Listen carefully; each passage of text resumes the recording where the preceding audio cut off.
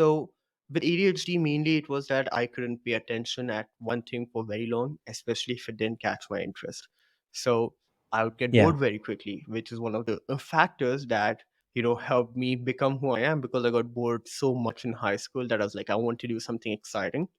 But it's hard for me to pay attention to things, even if it's extremely interesting. I lose interest quickly, and honestly, it affected my education in certain ways, but it affected my relationships with people. It affected my ability to just invest my own time and energy in things that really mattered, until I was able to tame my own self, to use this not as a way, to not look at it rather as a disadvantage, but rather as an advantage Mhm. that I can use in a different way. And for me, mindset is a huge thing. So I'll just look at things in a different manner to see how I can utilize this rather as a power than as a disadvantage.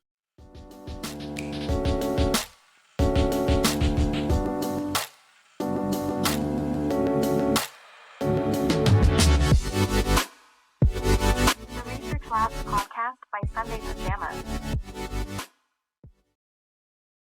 Thank you for spending some time to talk to us. I think we got in touch because of Abhishek. Yes. Yes. He's a great guy, and he told me about your episode and how long and exciting it was. I was like, you know what, I have to be on something like this, and yeah, really excited to be here. And thank you for having me, and it's my pleasure to be able to add to your community. You talk about building brands on the internet, and I really think that a lot of businesses and a lot of us don't quite understand how to go about it. And even if people do understand how to do it, there are always ways to improve on it. It's more like a never ending game. So I would like to learn more about how you do it and how you got started. And it's great that you're trying to build something of your own. Absolutely. So yes, I'm Arcui Usoara. I'm a brand strategist and the founder of Icarus, which is a brand strategy consultancy. And yeah, what you said is true. It's a part of it. So what I do is I help people express their brands, and the way I see it, a brand is one's personality, or their purpose and personality mixing together is what creates a brand. We all have our own energies, our own personality traits, and how we get into a room and communicate with people.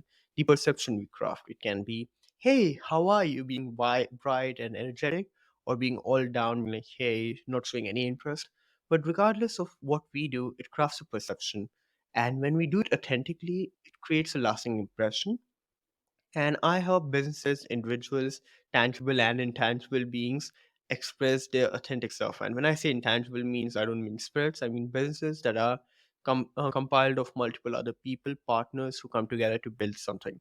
I help them express their authentic self, not just on the internet, but with every interaction, both in person and overall through any product on the shelf, through any messaging they might read anywhere else, partially on the internet, anywhere else, but so that regardless of every interaction that takes place, it feels authentic and right, and feels like you're actually talking to the person itself. That's what I do. So that's one of the that's what I do as a brand strategist. And the next question was my process towards it. And I have a really different process. I don't believe in frameworks, because I feel like if a strategist has a common solution for all their clients, and they're not selling you strategy, they're just selling you a cookie cutter frame. And that's not what strategy is, because everybody is unique, everybody has their own individual personality. And even though we might have common traits, the mixture that compiles us is unique. It's not going to be in someone else. And when I work with my clients, I tell them that, imagine yourselves to be the parents and me, the therapist. We are in a therapeutic room, we're having a therapy session, and your brand is like a child. And now we're going to be the old Indian sociopathic parents. So, like, we will decide what our child will be, we'll decide everything about it, and let's do that and figure out exactly who you want your brand to be and how authentic you want it to be. Because I feel like everybody knows what they want, it's just that they need to figure it out better. It's always there lurking around in the corner, but I help them like achieve that clarity so that they can figure out how to go about it. And once they identify that, I help them express it in the most authentic way they can. So that's the way I go about it. I hope I answered your questions. Yeah, yeah, yeah. I'm also very curious to know like how you got started. I believe you told me that you got started quite early, like you started working right when you were still in school. Yes. So could you, take us back and share a little bit as to, how was school like, and why did you feel like, you need to do something apart from school? Absolutely. So I'm one of those kids who was extremely smart, but not at all interested in things. And the way school used to be is I would be, even if I wasn't paying attention, I would grasp everything. And once I knew something and if it made sense to me, I could go about explaining it and, breaking down further concepts in it. So school became boring very quickly.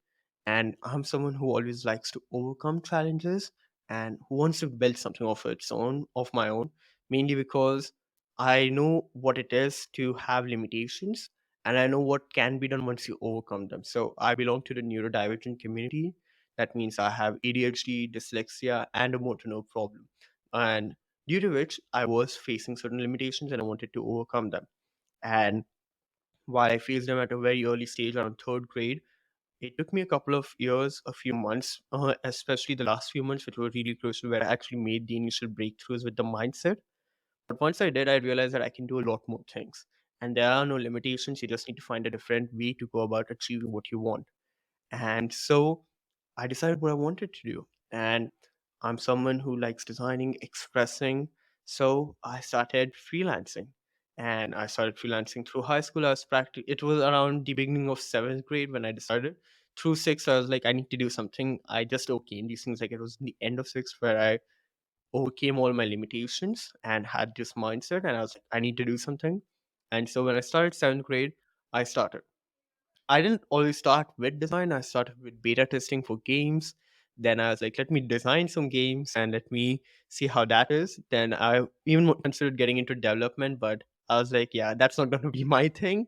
And so I started with graphic design and game design and slowly transitioned over to a graphic design one day when my school enrolled me into a graphic design championship. And I realized that even they told me that, 20 minutes before the competition that, hey, you know what? You're also in a graphic design championship. So I was like, so, 20, 30 minutes. And I was like, oh, okay, thank you for informing me last minute. But I whipped up something like 23 minutes or so. And I timed it because I wanted to brag about that as well. And so I told that to the judge. And it was about saving girl child, which is a topic I'm really connected with and I really believe in. So it was easy for me to express those things.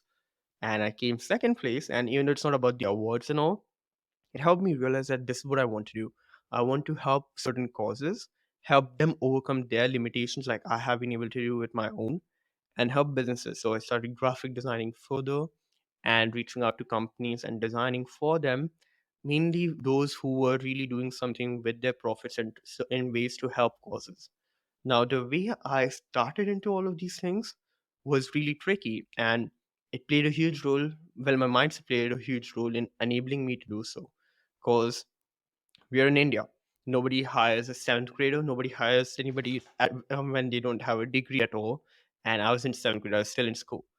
And I knew that if I wanted to get into this world and start making an impact, not just do something, but start making an impact, I had to be seen as someone who doesn't just know what they're doing, but is professionalism at such a level, who's professional at such a level that it makes sense that they're reaching out to us. Like me as an individual is reaching out to them.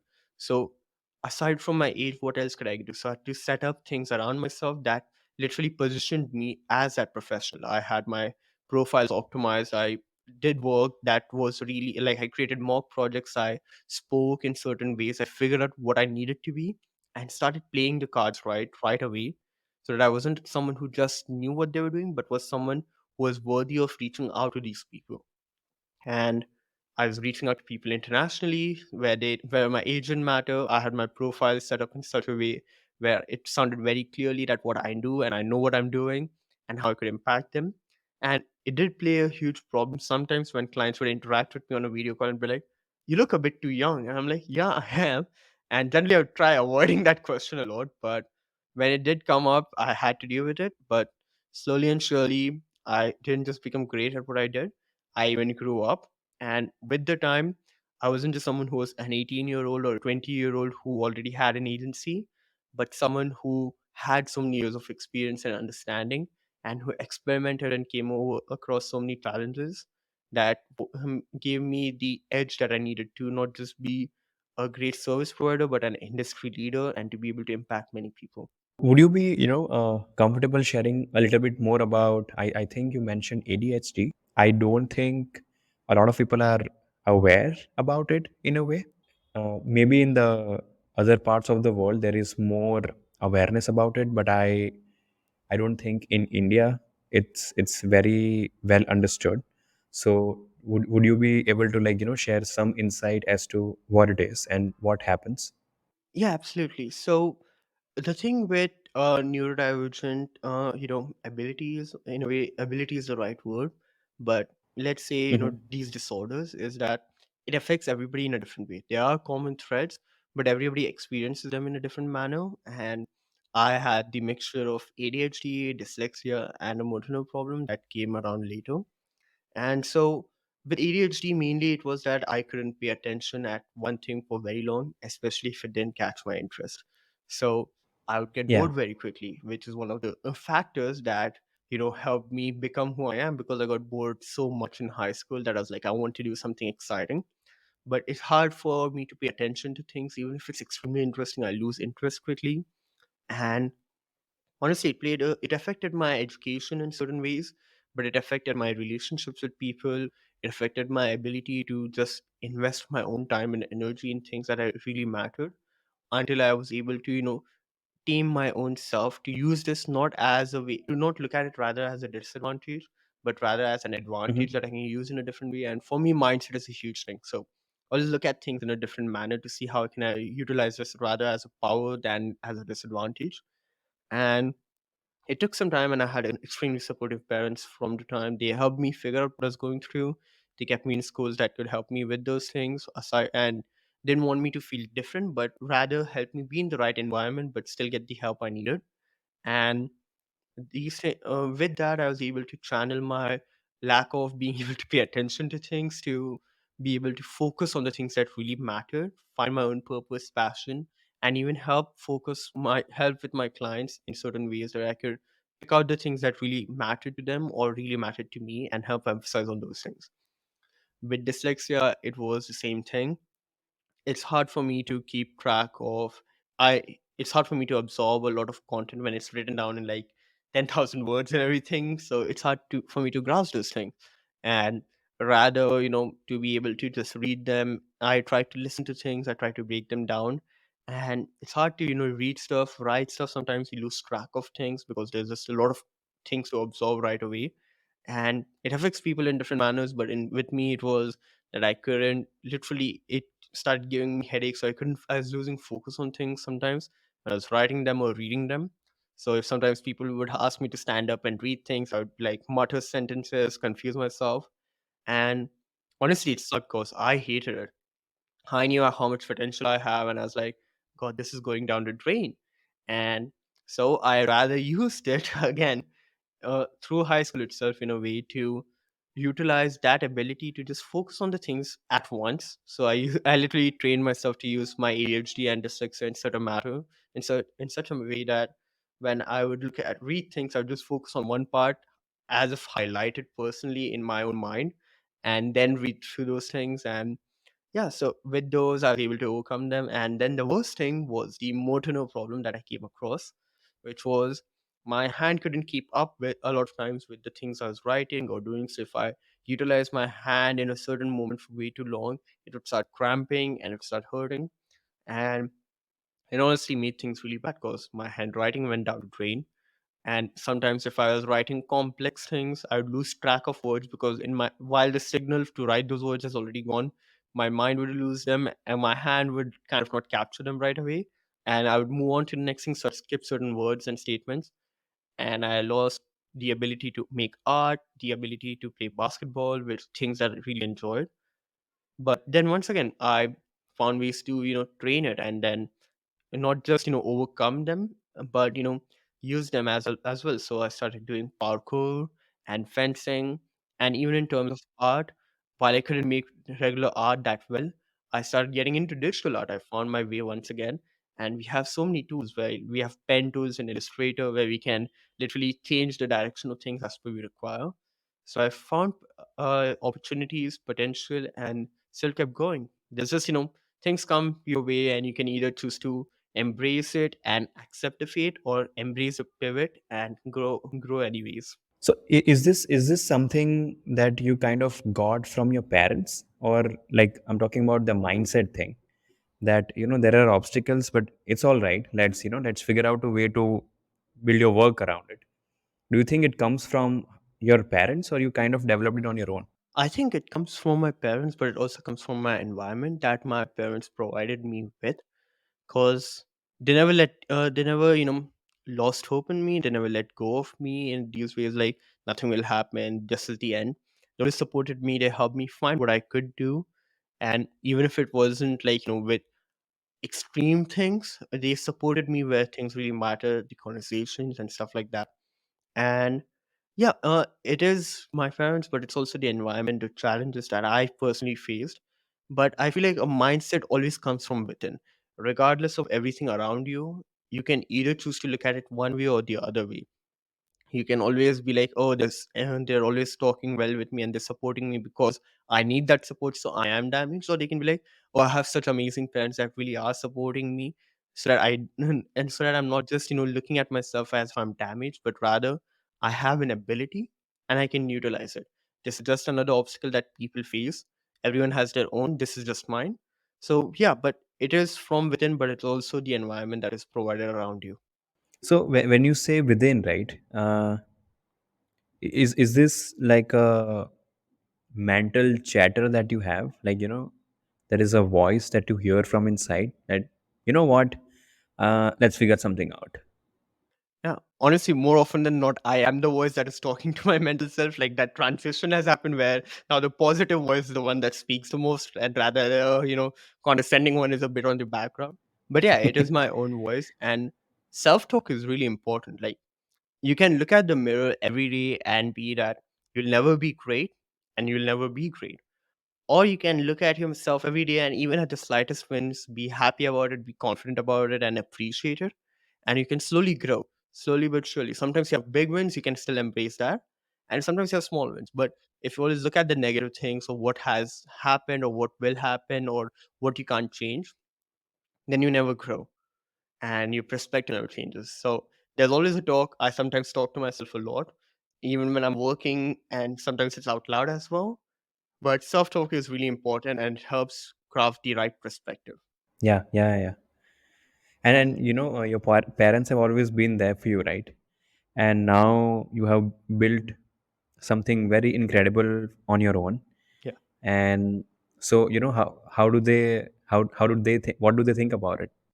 Well, while they're extremely proud of it and all, for them, I'm still the same kid who was mischievous, who wasn't listening to things, who'd rather not sleep in school and work on his company and designs than listen to them and all. But yeah, for me, they never really looked at me differently. They still see me the same way as I am, someone with a lot of potential and someone who is still their child. But yeah, they are extremely happy and supportive of everything I do, and with all the big decisions I make, I try to involve them as much as I can, because even though it will be my choice, I would like to hear their counsel. And yeah, it's really important. It's very nice, how you have been able to build everything up. Actually, I'm very curious to know how you still do it. No, like on a day-to-day basis, right? When you are so young and we're trying to build something, there are just so many factors that want to stop you. Even in the world, right? Like you mentioned, people will not take you seriously or because of your age, and it has nothing to do with your ability. Does it make sense? Like all those yeah, it's like whether you have the ability or not, the obstacles are just going to be there because of, let's say, oh, you are so young, right?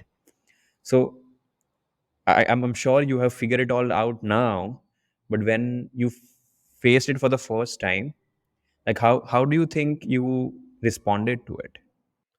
Well, I knew that this would happen, and because I always wanted to do something of my own, and I knew I'd be doing it very young. And I know how the world treats you, regardless of where you come from. I know how the world treats you. Like even if you have connections, they will always look at you as someone's connection, but still someone young. You need to showcase your abilities. And one thing that's really important to know is that failure is not you, it's just an event, it's just another obstacle that happens.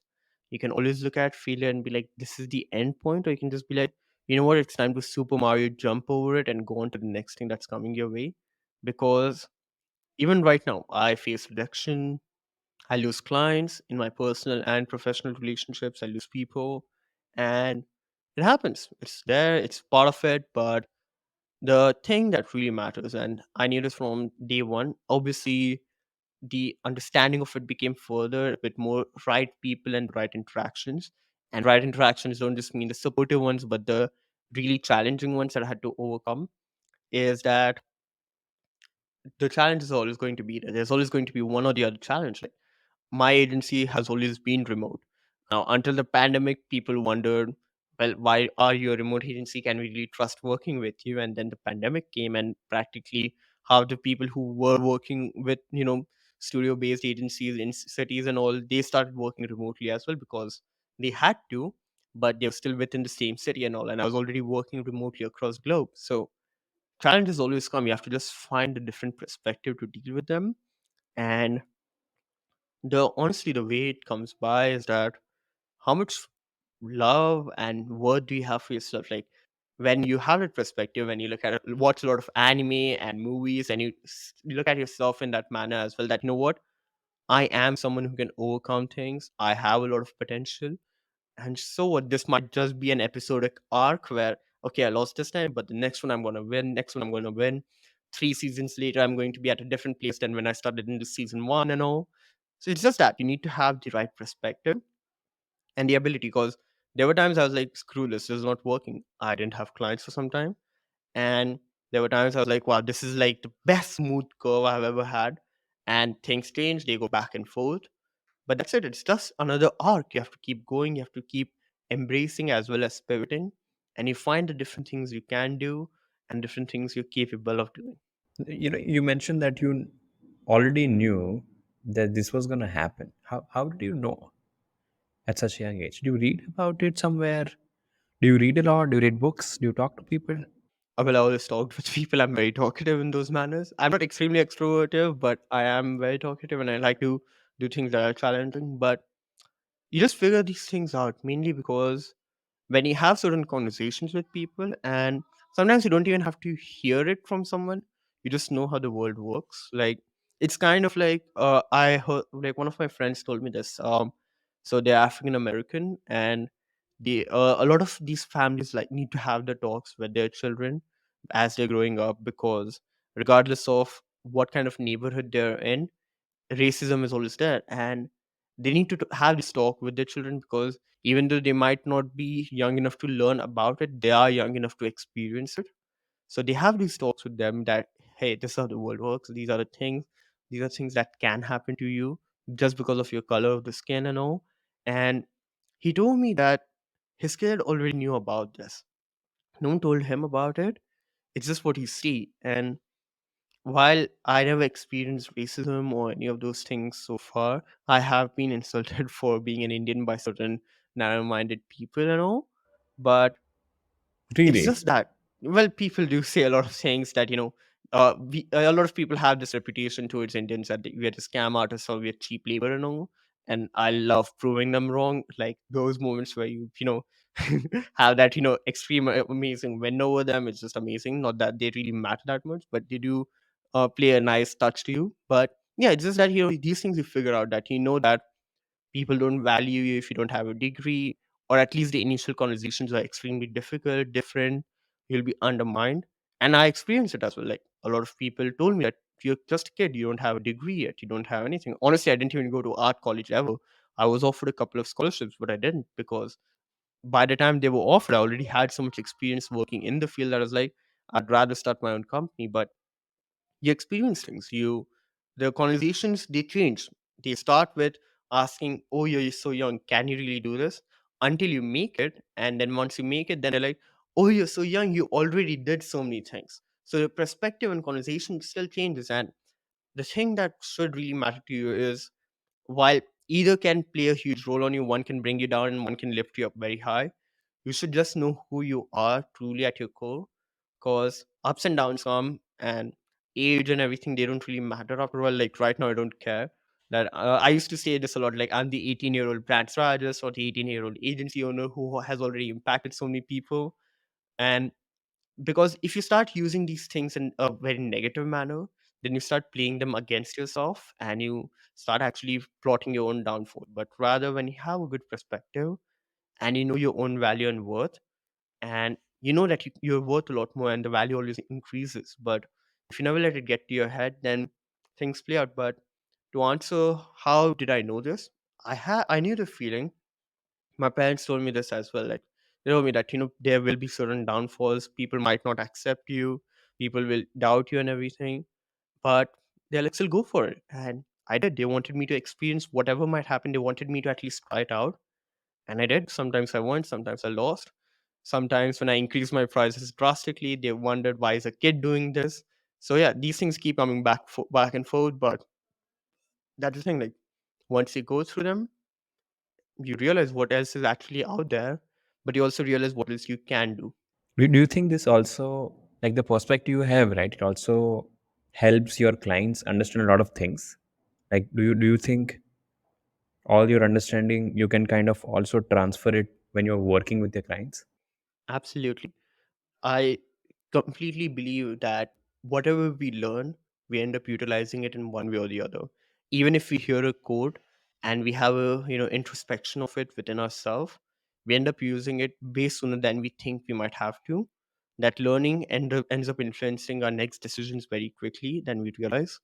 And yeah, everything that I've acquired, every challenge I've overcome, even the fact that I was young, was something I used to literally land clients and guide them. But I told them that the game is changing, the younger are coming, but it's also the education value and how easy it is to get these skills. And that means even your competitors might do this. So you need to grow, you need to thrive, and you need to figure out what's really trending, what's really needed right now, rather than what was working 20 years ago. And yeah, things play out.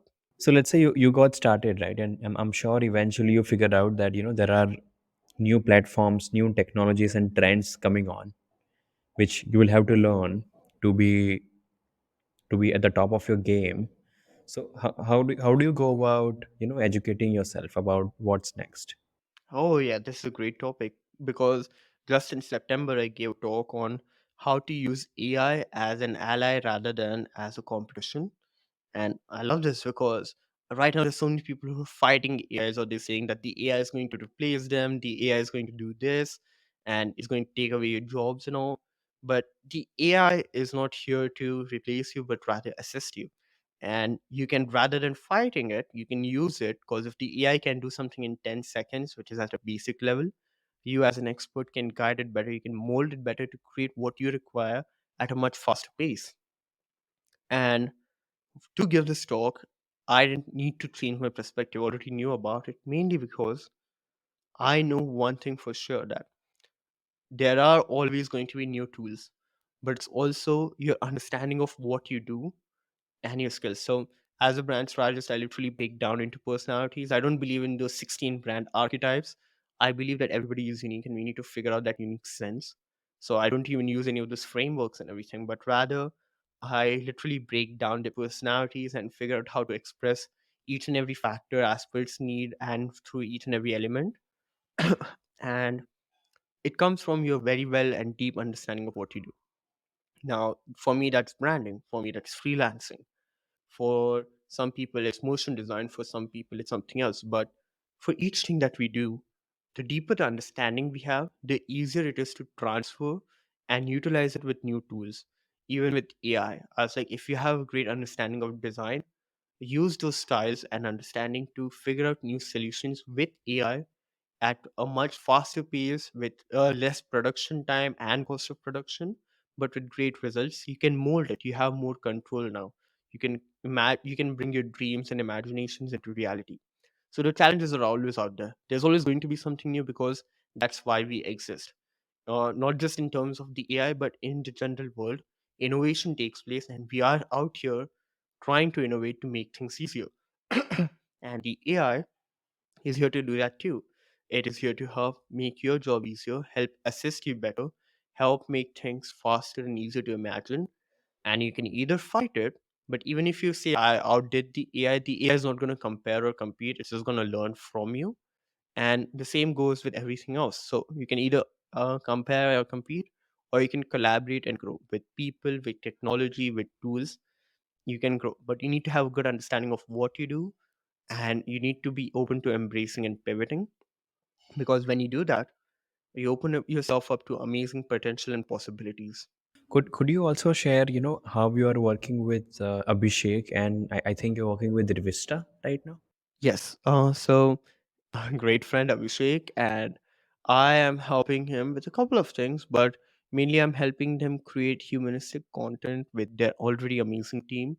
I'm helping them create content that can talk about the different impacts of Rivista, and Rivista is this brilliant platform that allows you to collect reviews and testimonies that are authentic and verified.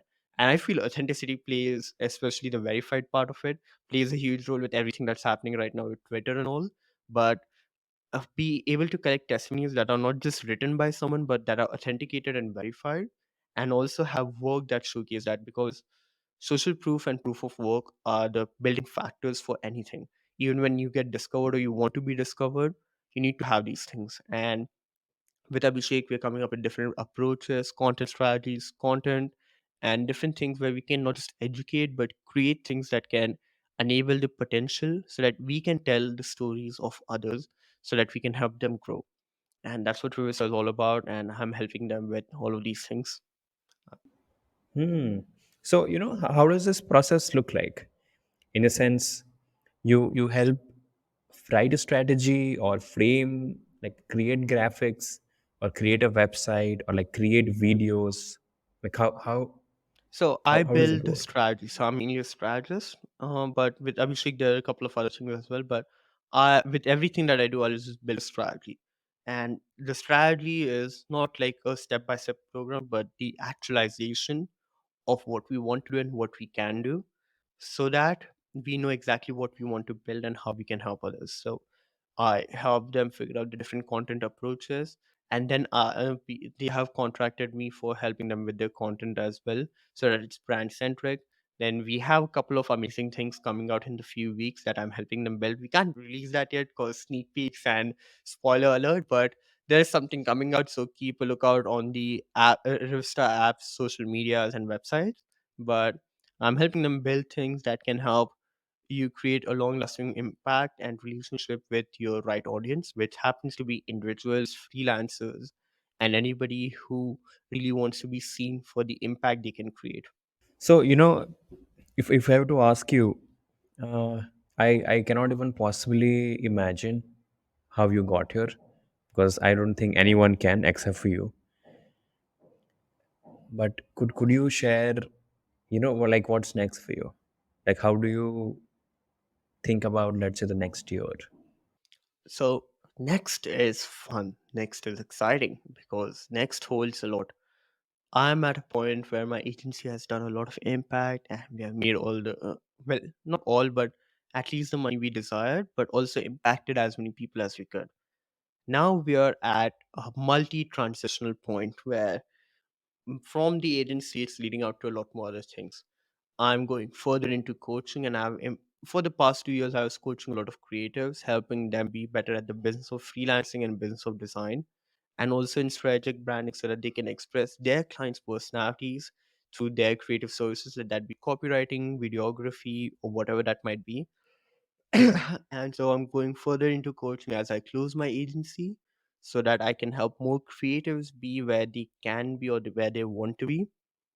And then I'm joining a lot of companies as their branding partner, brand consultants, because sometimes even if they can't afford my agency altogether, they can afford just me as a consultant. So I help their teams with their branding, and I'm joining them as an equity partner, or just a brand partner that gets paid in a lot of dividends and all.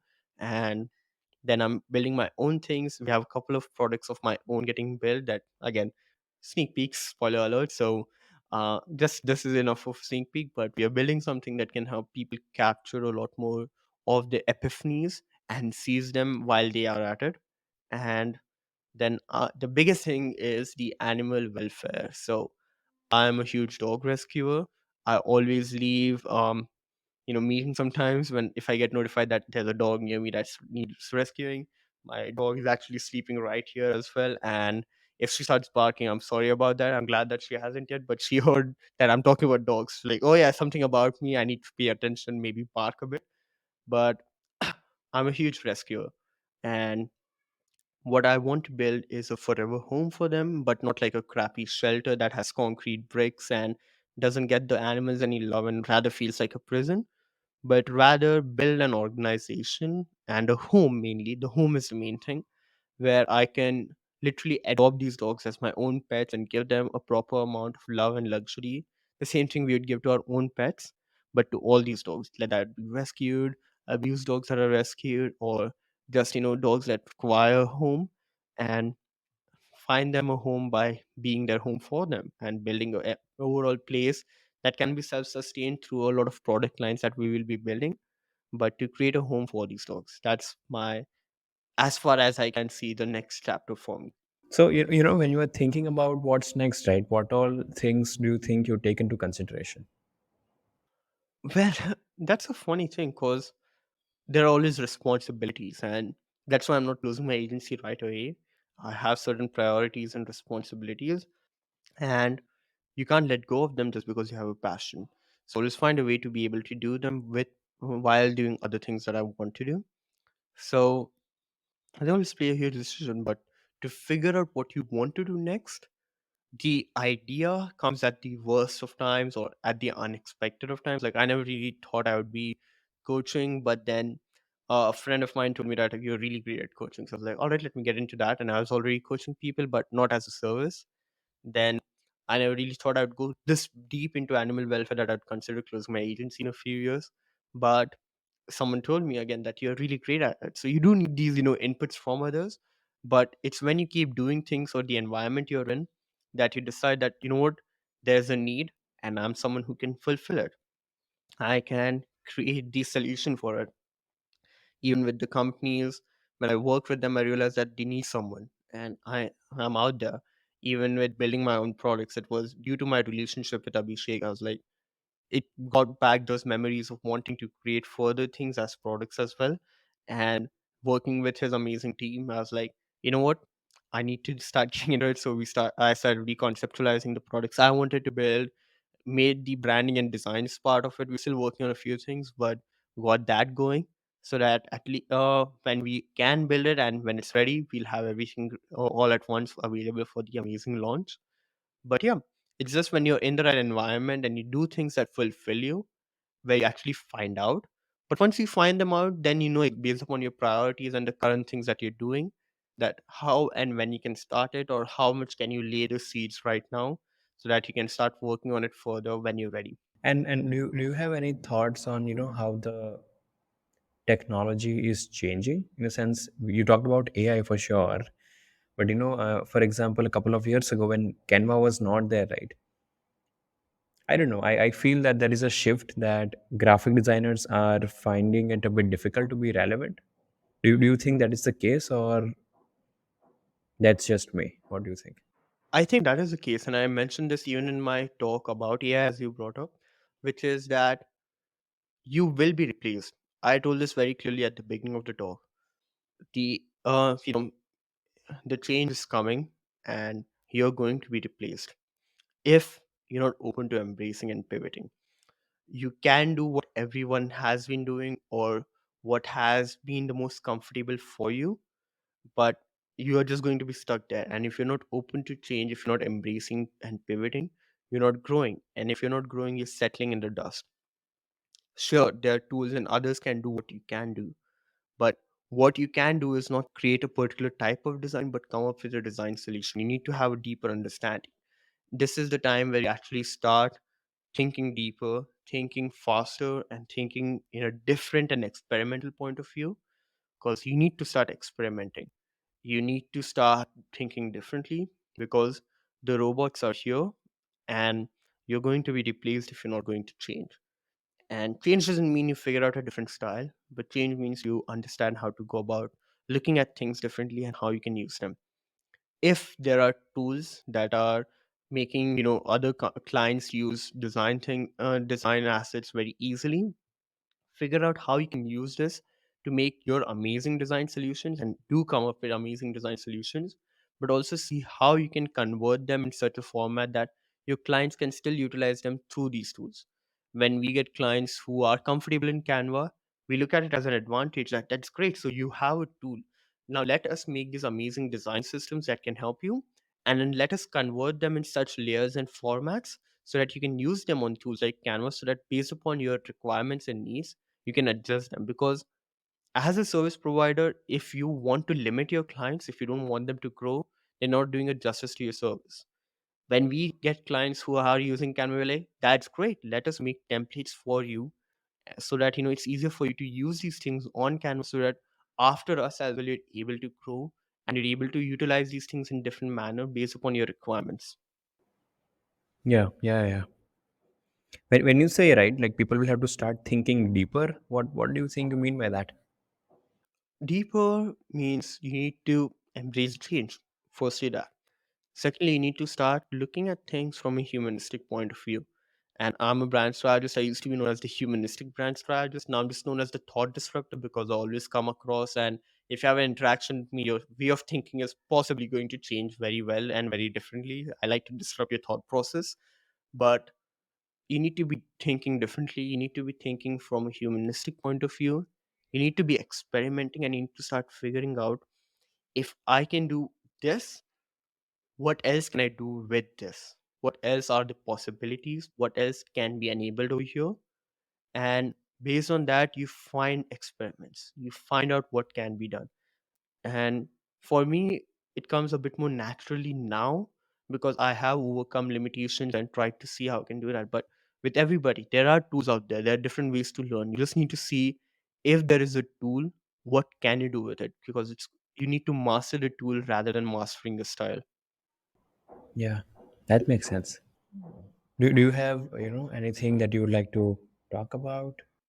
Well, honestly, the conversation has been so far amazing, but I would love to hear your story as well if you have the time for it. Ask you, how did you get started, and how has it been so far for you? Yeah, we got started as a design studio back in 2016. We were all in still in college, just trying to do something.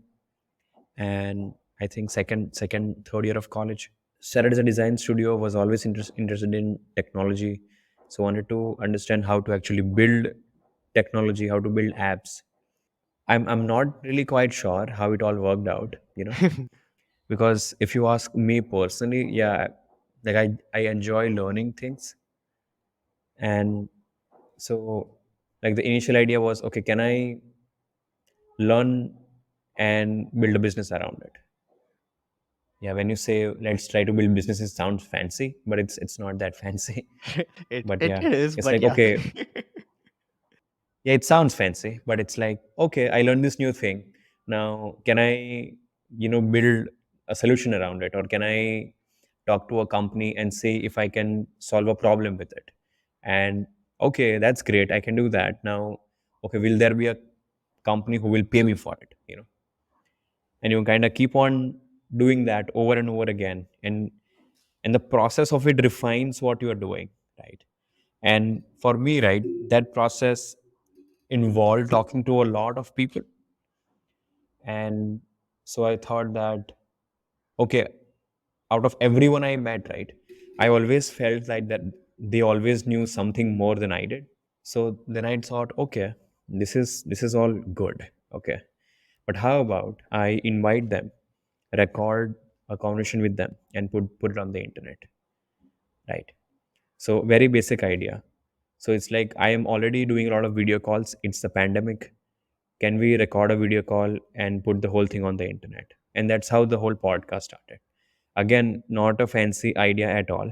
It's just, okay, I cannot answer questions fast enough, so what should I do? Okay, let me try to get in touch with people who can, and ask them the questions, record the whole thing, and put them on the internet. And I would say that's how we got started with the podcast. You know what? Yeah, This so it reminded was me not. of a lot of things. Yeah, sorry, go ahead. Yeah. Yeah, so it's like, it was not like a, I would say, like a grand strategy. Okay, let's do this, and then let's do this, and then we'll have a podcast one day, and then we'll talk to people from, I don't know, different people who are doing different things. Yeah, and one thing led to the other. People kind of came in, and it just kind of works now. Yeah. Yeah, I love that. And honestly, most brand strategies are not planned. Like most of the pivots that take place, they're not planned. And even in a brand strategy session, you just figure out what else you can do or what else you can do differently. But it just happens. The point of embracement just takes place. But I loved what you said because it reminded me and it even kind of answered a question you had asked me because it's about collaboration. And the funny thing is, when people are out there in the market, they're always fighting the person who does the same thing with like them. Another brand strategist would rather want to fight me than be my ally. But when we start to provide and educate people, we don't just learn more, but we actually open ourselves to further collaboration where we're like, oh, you do the same thing as me? Please come on so that you can enlighten me. And when we open ourselves to embracing these things, we learn things in such a different manner that we are not just open to learning, but we're open to collaborating, interacting, and what you did yourself as well, not just with the podcast, but with how you started learning different things and seeing what else can be done, the solutions. That is how you do things differently. You can either do what you have been taught, or you can figure out that.